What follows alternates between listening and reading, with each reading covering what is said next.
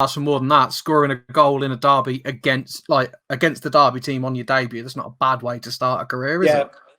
They were a great side as well, Man City at the time. You know, they had great Bell, Lee, Summerby, Mike Doyle, Alan Oakes. They were a good side. They were really hard side to beat, and the Fleur side as well in those days. It was great to make my debut against them.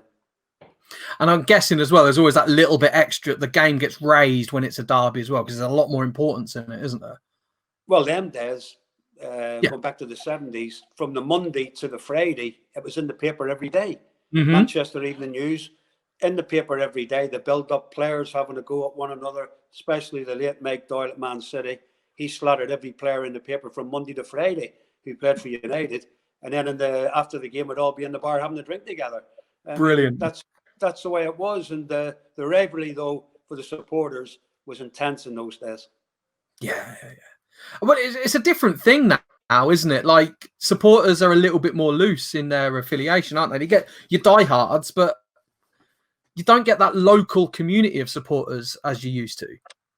No, I think that's gone now. I mean, obviously, with a lot of foreign players coming into the game, which obviously the majority are very, very good.